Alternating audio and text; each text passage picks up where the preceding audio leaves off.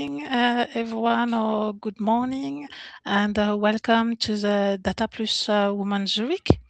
We are very happy to have you with us today. And as you know, Data+Women is a global community dedicated to increase the visibility of women in data and creating a space where people can learn, connect, and share ideas. Whether you're joining us for the first time or you're already part of the community, thank you for being here and for helping us building this great community. So let's get started, and here let's have a quick look at the plan for today. We start with a short introduction and followed by a deep dive into our data muse work, and we'll finish with a Q&A session. Before we begin, a quick word about Data+Women. Like I was saying, this is a global initiative with chapters around the world. The mission, the ambition is to increase the visibility of women working in data and create that space. But even though it's dedicated for the visibility of women, everyone is, of course, welcome at our event. To make and to build an inclusive community. So the team, the team is reduced to only me now, but I'm really glad because we'll be joined soon. I will be joined soon, and I will let you know about that mystery soon, and what is going to be the theme of the next chapter for 2026. So here, since the beginning of 2025, we were looking at data art, and then we are going to change the thematic for the coming year, and I'll let you discover later in our next post and chapters. Okay. So so I am Nathalie Richer. I'm a data visualization designer and trainer. I'm a Tableau ambassador as well. I've got multiple time I run this participant. I don't know if you know about this event, but this is so cool. My passion, of course, my family, teaching, creating, Tableau, traveling, and creating as well. So each about this event, just the session is being recorded. We'll share the slide afterward by email, and we will. You can follow us on social media, and if you'd like to hear about a future event, please register on BV, because this is where you're going to have information about the next event. And if you enjoy today's session, we'd really appreciate you spreading the word. For the moment, each of our events feature professional women who inspire us through their work, their perspective, and their contribution to the data field.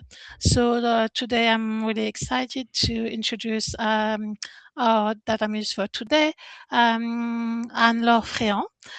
She's a technical writer with more than 10 years of experience, and she's currently based in Barcelona.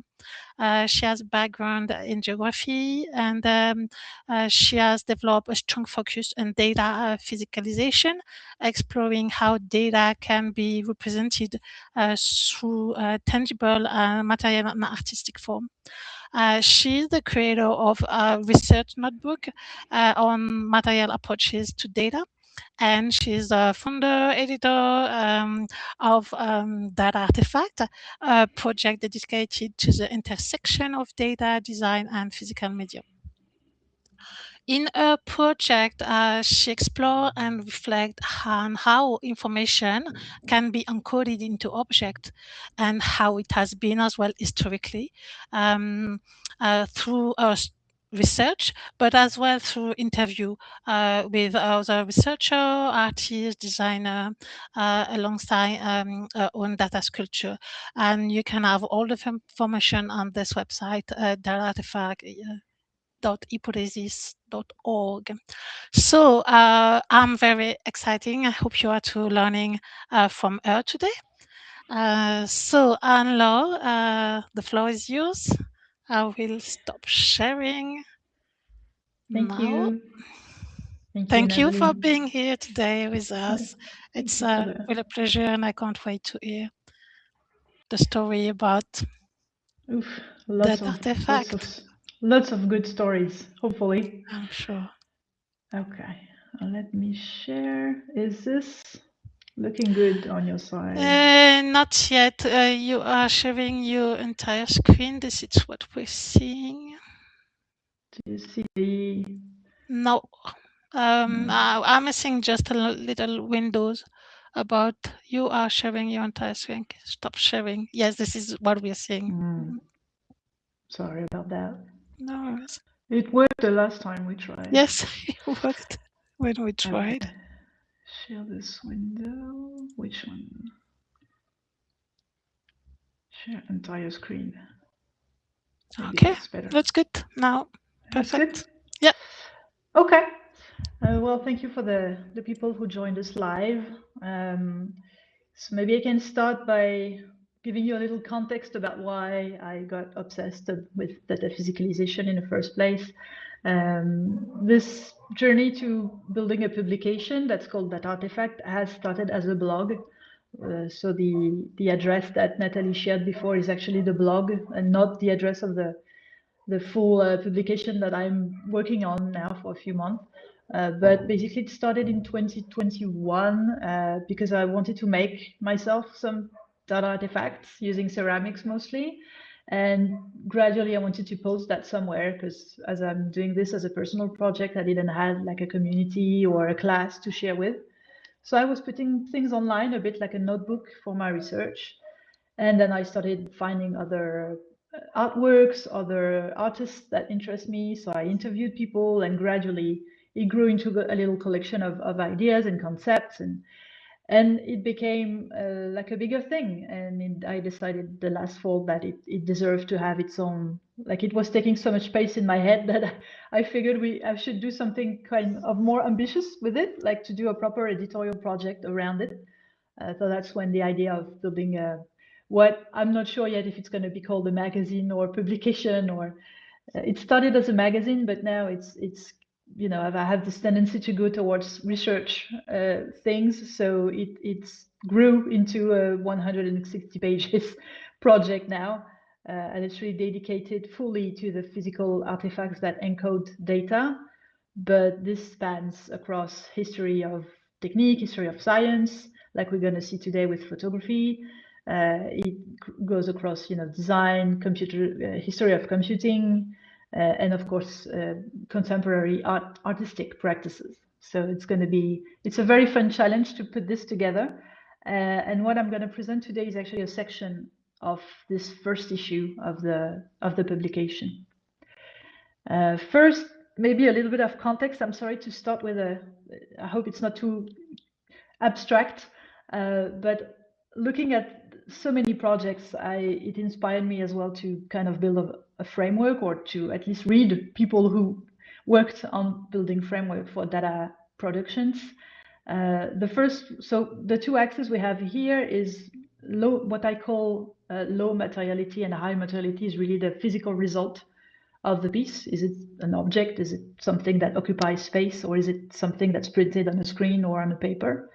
And what I call low level of abstractions from the real, like from the physical world, versus high, is how much the data has been computed and worked, and you know how much distance there is between the stage of collecting data from the environment or from the real world to the final set of data that was used or were used to produce the final product or piece.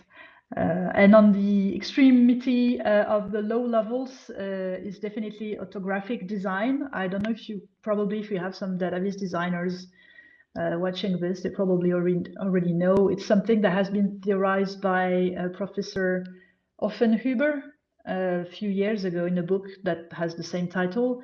And he basically describes this as building systems or devices that allows to capture traces directly from the real world. So that would be, for scientific people do this all the time. That would be, for instance, ice core that, you know, scientists will drill into the ice and remove like a cylinder of ice to study the different layers going through the past. That would be an autographic design example. So it's very, very close. The trace is the data pretty much with this approach. Then there's data physicalization that you probably maybe already heard of, which is embedding data in the shape of a physical object, which can be a sculpture, a 3D model, an interactive physical installation. It's very open as to which shape, but this is really defined by the presence of a physical artifact that embeds the data. And at the high levels of abstraction and perhaps lower materiality is the data visualization that we know of, which are the graphics, the charts, and everything that's more, even if it's interactive, it might more be frequently displayed on a screen or printed, which is why it kind of is in this part of the graph. And everything I am interested basically in the publication and in my overall research stands here, like stands above the horizontal line and tends to be on the left side of what we're looking at here.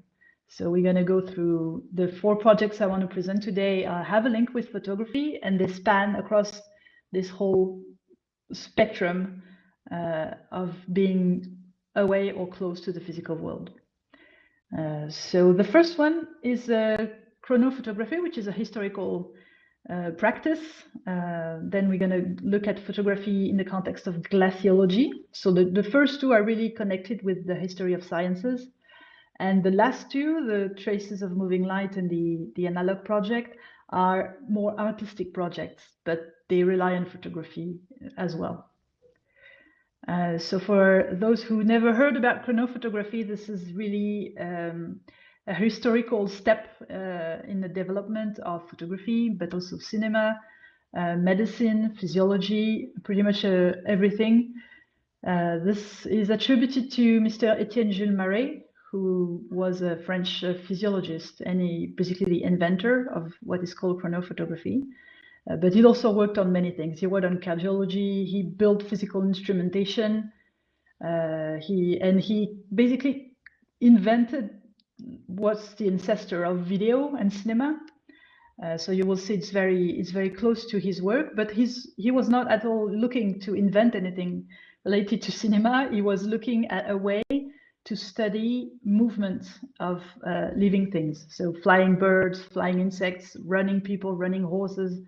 And everything he invented in that field is really related to this goal he was having at the time. So he invented a lot of weird and interesting instruments to do this. The one on the left is a photographic gun, basically. So it's one of the first way we had to take a big series of photos very quickly.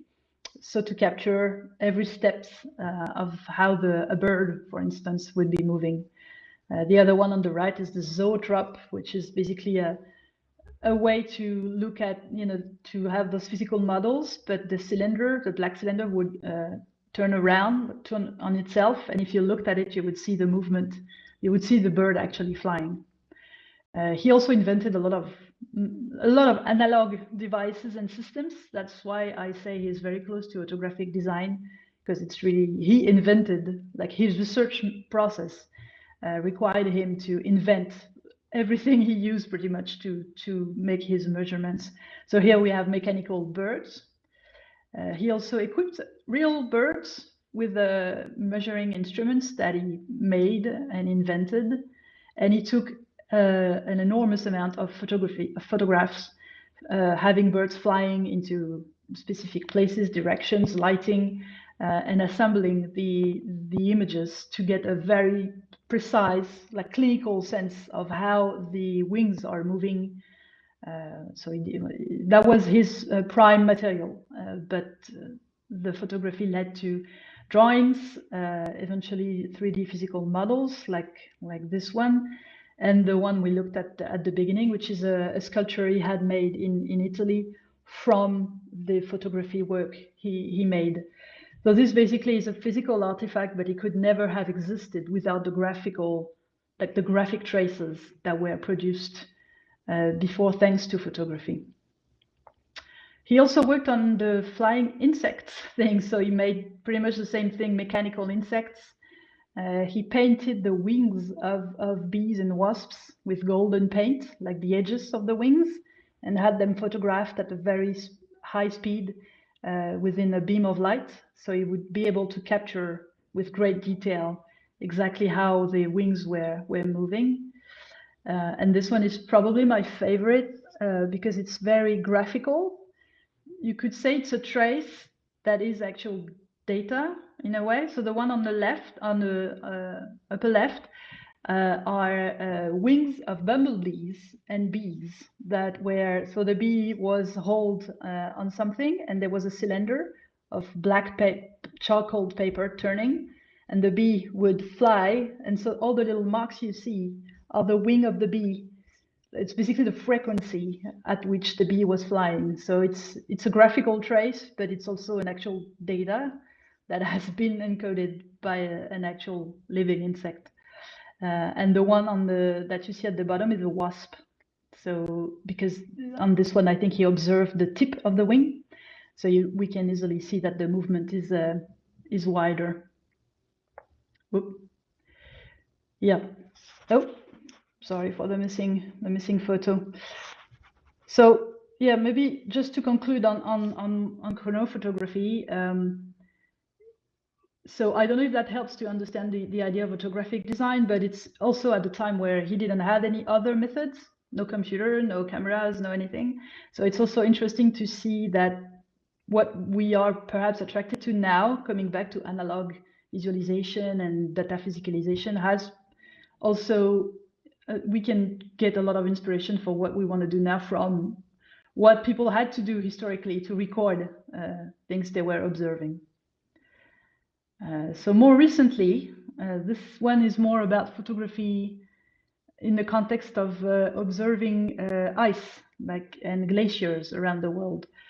So here I will present the book of one artist photographer, Grégoire Eloi, who's been working on a lot of topics in the Caucasus and in the mountains, mostly with nomadic people.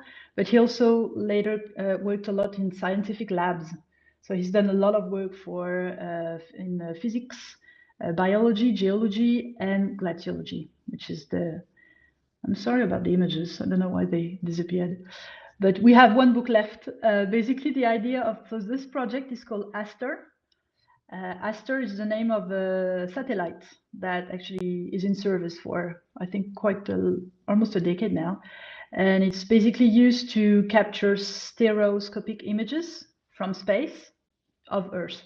So stereoscopic images is something that geographers of the past might remember. It's basically taking two overlapping images from above of the topography and having them overlap slightly, and with the right lens or some glasses at the time, when you look at those two photographs together, you can see 3D. So you can deduce the height, you can actually see the topography using this method. So the satellite reproduces that, and it takes images that overlap enough that when you look at those now with an algorithm, you can calculate height, you can see volume from above. Which is what they did. So this study is a very specific and enormous one. It's a group of people studying glaciers that wanted to have the evolution of 200,000 glaciers all around the world for 20 years, and to calculate at the global scale how much ice mass we lost between 2000 and 2020. Sorry. So you can imagine that's an enormous amount of images. It's almost 1 million. And the photographer, Grégoire Eloi, when he worked in this lab, he was doing a residency there. And he was asked with the question, what can I do what can I produce as an artist with this kind of volume of data? And he decided to actually show the images and to make them into books, but to include all the images required for the study, he would have to print 4,000 books. So obviously he probably won't do it, but he has published volume 1, volume 2, and to get this idea by labeling the book volume 1 over 4,000, it evokes the idea of data and big data. Also what's interesting, what I love about this project is that the photographs are gorgeous, but they were never made to be looked at by humans. So the satellite basically just took the images and sent those over to the data center, which is in Canada, and they were treated by the algorithm, and that goes into the study. With the rest of the math goes to the study, but nobody actually looked at those images. So that's where the artist did something that I think is very relevant to the topic. Just again, a side historical context here to talk about Eugène Trutat, who inspired Grégoire Eloi actually for this work, who is again a pioneer of photography in the context of the Pyrenees mountains. And he began, because glaciologists rely a lot, not only on satellite pictures, but on pictures taken from the ground to measure the evolution of the ice. And Eugène Trutat actually started doing that in the 1850s at the time, which allowed for us to have a unique archive of glaciers that are sadly already gone today, thanks to his work. So now we're going to move a bit away from the scientific correlation with photography, but still you will see it's very related to how we keep traces of reality. This one is a recent project made by Dexter Callender III, who works now as a software engineer and was a student at the MIT Media Lab until 2 years ago, I think, or 1 year ago. And he won a prize for this project that's very, very interesting. So what he did is that he was interested in architecture originally, especially in the Boston area. And he identified a series of buildings and he observed how light, maybe we can see better here, yeah, how light was moving through the architecture during the day. And he wondered how he could record and materialize this trace. Again, referring to photographic design, he is explicitly influenced by the photographic design idea, like it states in his thesis. But he wondered, how can I design a device or a method to capture this moving light? And so he decided to use photography. He put the camera at a series of fixed spots in, I think, like a dozen buildings, maybe a little less. And he recorded, basically took an image every hour or every half hour at the same spot, which gave him this kind of airy pictures of light moving through. Here it's a bit of a thick glass that gives a sort of a weird shape. But from those photographs, he developed a custom code, like a software, to transform this trace, which is very immaterial by essence, like really light is perhaps something that is the hardest to represent. And it turned that into 3D shapes. So this one is not an actual sculpture, it's a 3D model he made from the software he built, but he also made material artifacts from the same method. So basically every layer you see here, like he sliced it, if I can say it this way, sliced it horizontally. And so he would obtain precise shapes that he could cut using a machine and then assemble. I think it's glued together slice by slice. So the final object really represents the light moving through the space. So it's something that nobody ever observed as an object, like not all at once, because it's a chronological evolution, a bit like what Murray did with the birds that were flying. It's not that nobody has seen light or birds flying before, it's that nobody has seen a fixed trace of the full movement captured in one object. So, which is why I found this project really, really interesting, even if there are many steps following the photography steps in itself. The last project is a lot less polished. I apologize, it's my own photographic experiments, which have not been exhibited anywhere yet. So it's very, very crafty for now. But my idea for this one was, again, something else. It was to use the method of analog photography development to encode data into photographic paper. So basically, I used light to encode data that represent light. But I will explain. So that's hello. That's me in the lab. For those of you who are maybe not used to spend hours in an analog photography lab, this is how it looks. It's very as fancy as you know, my house bathroom with the closed blinds. So this is the enlarger on the left, which, you know, you put the film in it, and then you turn it on, and it will illuminate the paper that you place underneath for a specific amount of time that you have to determine before. And once the paper has been exposed, you take it and you put it in 3 different chemical baths to develop the image. And what you see here on the left is the principle that every analog photographer used before developing a big series is doing tests. And basically, the longer you expose the paper, the darker the image is going to get, because the more light it gets, the darker the paper gets. So here you have the first boat is like maybe 3 seconds. The second one is 6 seconds of exposure, 9 seconds, and 12 seconds. And on the right is the cache I made for this project, because my idea was that it's a bar chart. We have 12 bar charts because I wanted to have 1 per month of the year.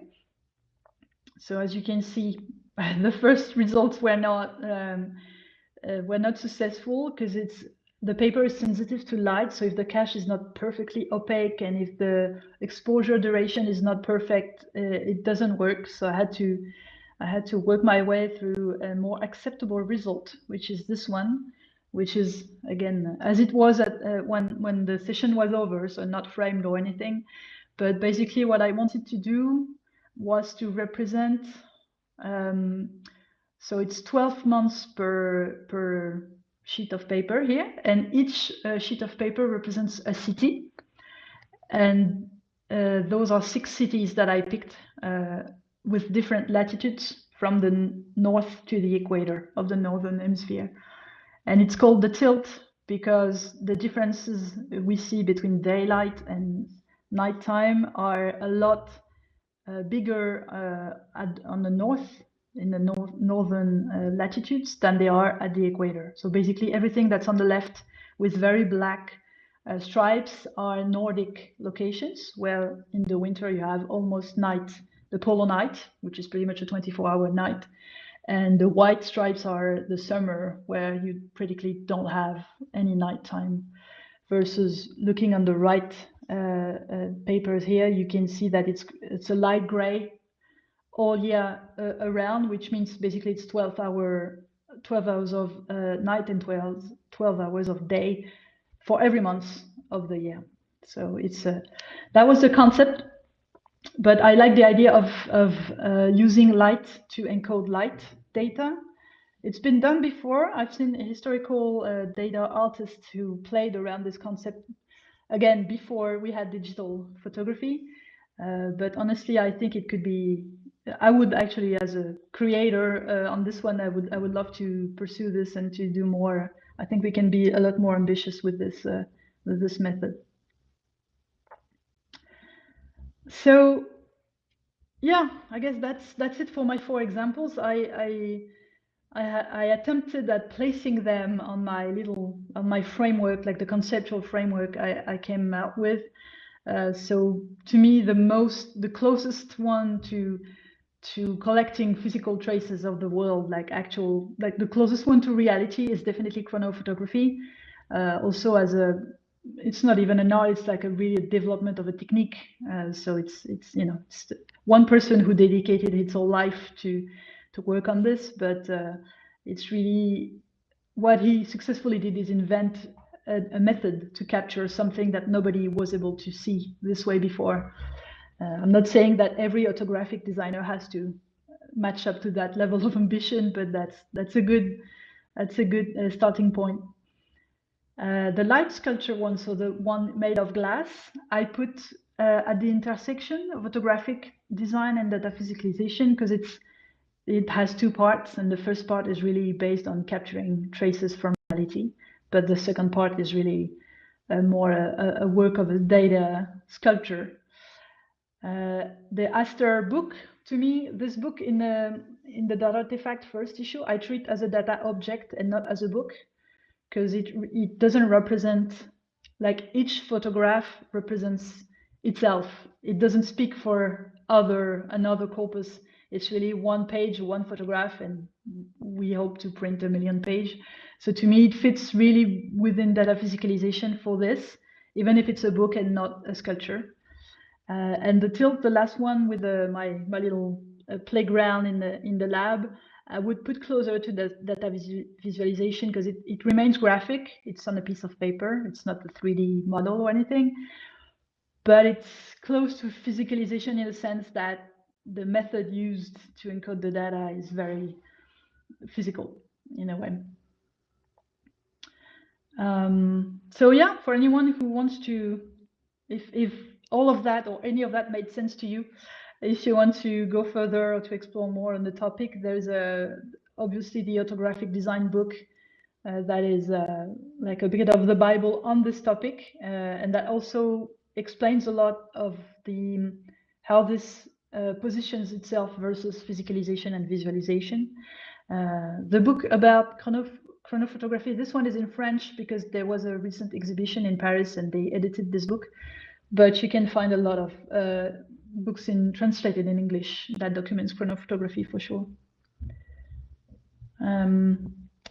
Yeah, so this topic of photography is an example, is going to be one section of the publication I'm working on, which I hope to have a first issue ready in the coming spring. So I apologize, I'm not ready yet. I don't have the website, or I don't have anything official yet, but if you are interested and if you want to see when it gets published, you can definitely follow me on, like, this is my Instagram and LinkedIn, where I will definitely post some updates. I don't know how we are on time. We're good. We're perfectly good. Thank you very much. Can I take 5 minutes to show the Of magazine as it is, or Oh, it's too late? yes, with pleasure. That was my question. Yeah, of course. Okay, I'm so it's a work in progress, guys. So Wow. you're gonna see what, like, I'm literally living with this file open 24/7 for 3 months. So I'm going to scroll a bit through it, but basically it's like I said, it started as a magazine and it's turning into a book. I document the dataphys.org wiki in this, and that's something that people interested in data physicalization usually know. It's a website.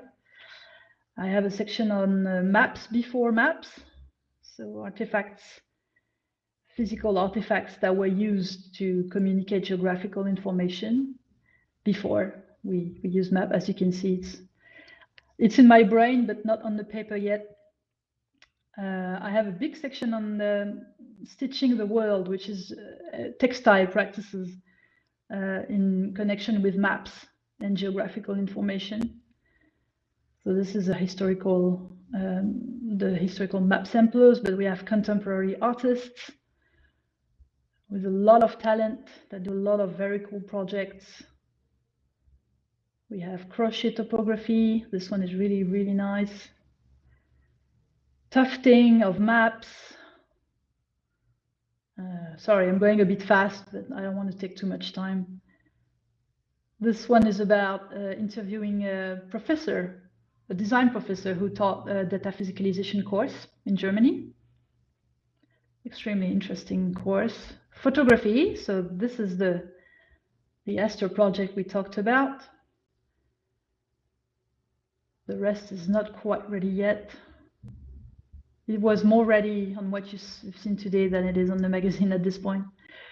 Chronophotography as well. It's not done yet. We have a big section about Kipus, because I interviewed the amazing people who are doing the Kipus Field Guide, which is a community of research working on deciphering Kipus with modern technologies. Anyway, you get a sense. We have the great work of Natalie Meeback, who is a waver, and she encodes storms data into amazing pieces of art. We have a little bit of behind the scene. This one is how Maggie, she worked on building a data sculpture about a local race in California. A little bit of history of computing, about punched cards for those of you who knew or remember this. Very, very old computers and machines use those. So I talk a bit about the cultural impact of those. We have books. So the one we talked about today is in there, the chronophotography one as well. And a little section about analog devices that are still in use today to collect data from the field. And that's it. That's where I am at the moment. Wow, this is amazing. Amazing. So like I said, it's a book. Wow. It's a book. It can't be a magazine.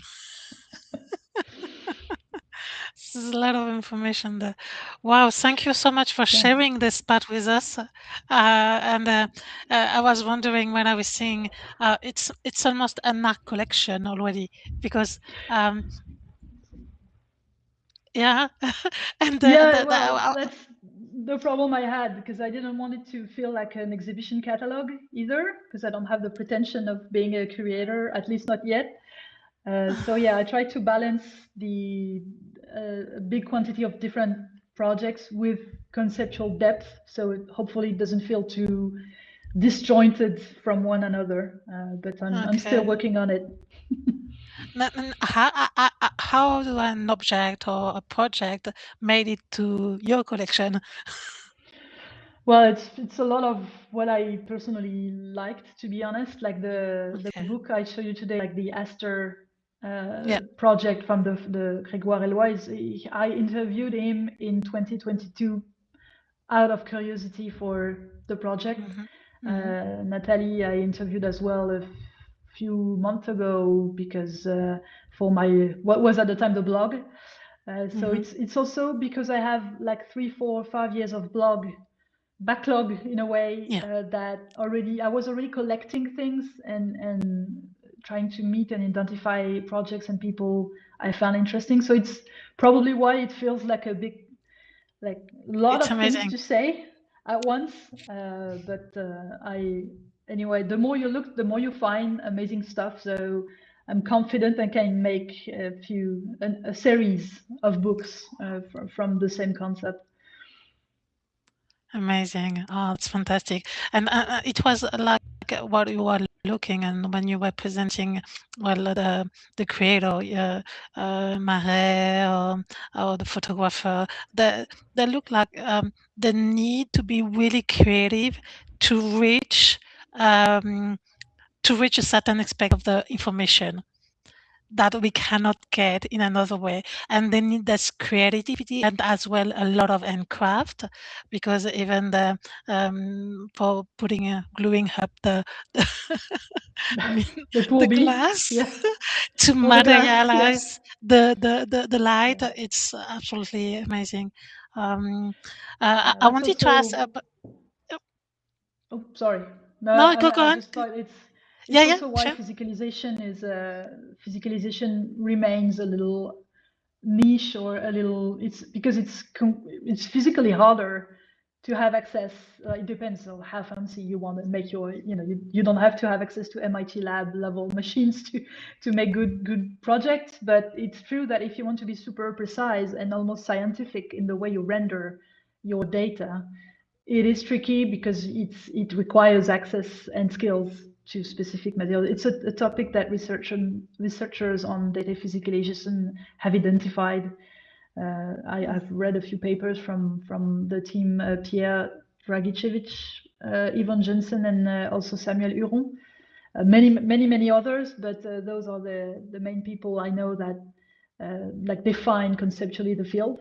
And they also observed how people make actual physicalization, and most of the time the conclusion is that if you're not an artist or a craft person who has access to a full equipped workshop, it can be challenging. Yeah, and the precision that is needed. I mean, wow. Depending on the level of demand you want from the Yeah, result, yeah. you can also do very simple things, but I don't know if I'm checking the chat. Do we have any participant want to discuss with Anne-Laure, or I can open the. Oh, we got some comment from Bethany. Thank you, Bethany. She love how you've been able to connect and interview with other artists that are experimenting in this space like you. And well, thank you for sharing. yeah, Thank true. you, Bethany. Um, Well, thank you. Thank you. But it's also, I think, it's a problem that I'm sure every creator has. Like, you start doing something and then you just, you look around and you're like, oh, I would love to discuss that. Is there anyone else doing something similar or having the same issues and ideas? And thankfully the answer was yes. And it seems to be, the more I look, the more I find people connected to the field. So it actually keeps the motivation going. it's because it's niche and people want to share in this area, or do you think that just Yeah. the idea of going out and asking? Well, it's also because I think I have a bit of an editorial bias. I like With the blog. writing blog posts, and I like this. But honestly, I discovered, for instance, 2 weeks ago, a Stanford professor, like the guy, he's like the chair of medicine or something like that. He's an immunologist, and he makes data sculptures with data from his research to study how infection enter the body and leave the body, like in a wave. Like that. I'm like, and this guy does the data sculpture. It has stuff all over his office, and nobody knows about, even if he's in his own field. He was like, oh, it's a shame because I cannot publish those in an academic context, but I'm not an artist, so I cannot exhibit those in an art context. And this is a conversation I had with Natalie Mibach, the data sculptor who makes the waving sculptures as Yes. well. It took a lot of time for her to find a space, because fine art didn't want to hear about it first.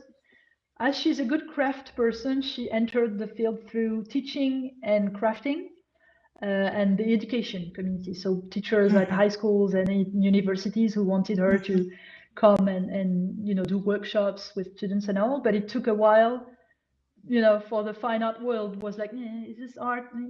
It's data. Do we like data? I was like, and I think it's a very big, like, for instance, what Marais did at his time would be completely impossible today for a scientist, because he was across so many fields, and he had a lab, and he was building stuff and putting stuff on birds. And anyway, it's a bit of exactly, Bethany, dilemma of any innovator, I guess.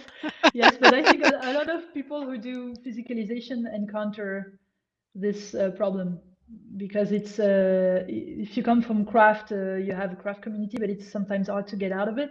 If you come from science, you cannot publish those in your scientific context. And if you come from the art, usually people are going to tell you, do you really need the data to be that present in your work? So yeah, it's interesting. Essentially. So how do you see the field evolving from now for the next few years? Do you have some ideas on how the trend is going to be? If there is something that's going to change to be more accessible, or are you seeing something? I don't know if I'm the best person to say, but from the people I interviewed, at least for in the context of this project, like for instance, a professor who taught this data Mm-hmm, physicalization course in Berlin, mm-hmm, he partnered up with he's a data designer originally, not specialized at all in the physicalization, okay. but he teamed up with material designers, textile designers, people who are used to coordinate research projects with students. So they worked Mm-hmm, on documentation, critical thinking, and of course tools and machines and stuff that we actually need to make physical objects. mm-hmm, But I see this is slow but growing. We see in fact there are a lot of little workshops, courses everywhere in most of the universities or design schools, okay. but they're not always called data physicalization for one. Okay.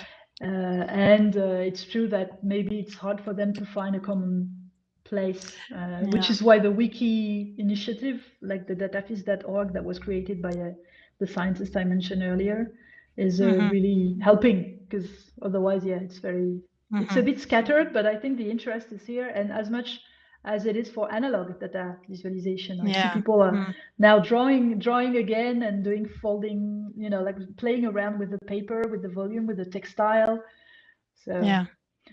no, Yeah. there is definitely Yeah, because it's coming enthusiasm. from different areas, so maybe we're Yeah, lacking from a visual vocabulary that we were able to mix all together and make one. Okay. yeah. Wow. That's encouraging for your project. I can see it's ongoing, and it's a real art, I would say, just by looking at it through your screen. So I'm really impressed, and I can't wait to have a proper look on it in the end, because that's part of the data physicalization, right? Having a book in the end, and the other part would be having the object, but that's another part. I think about that a lot, but I try to stay focused at one big idea at the time. But yes, I like the idea of having a printed object, but also one that has a bit of a thickness. That's going to be a book that you won't read that in 15 minutes just like this. It's really maybe a little page one day, then you come back to it another day. Yeah. So I like the idea that it is, and ultimately, hopefully, a collection of little series of Hmm. 5 or 10 books. That would be amazing. But Wow. one book at a time. But yeah, I like this idea of this being definitely a physical object. Yeah. Don't go to 4,000. No, not the same concept. Okay. Wow. Is there any other question from the audience that we can share? Or I think yeah, no. That Um, was that was too much information, maybe. That was great information. Yeah, now we need a bit of digest, because I think that's really interesting to see how things are evolving, because in the data visualization as well is quite new. Physicalization is really old in a way, and we can see around some people coming from data visualization going back to, or going to a new domain, which is Hmm? data visualization, while this is something that is quite old. And so that's really great to see that there is a way to that. And so I'm really glad to have you close this chapter. Like I was saying earlier, we were for this year, and we prolonge a bit in 2026 about data art, and this data physicalization is hard to say for me. We need a better word, yeah. Yeah, it's what I think vocabulary is what we miss in this field, it seems. Yeah. Um, and then to we're moving to another subject for the Data Plus Women Zurich. So I'm really glad that we close the chapter with you, and Laure.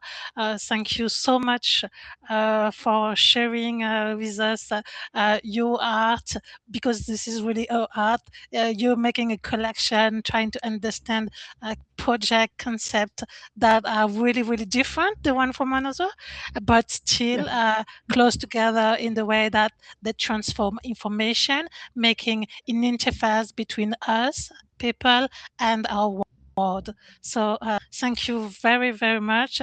Karin is looking forward to seeing the book as well. So um, thank you very much. Thank you. Thank you for being here and sharing all of that with us. That's amazing. Thank you very much. Thank you, Nathalie. We stop recording, and it's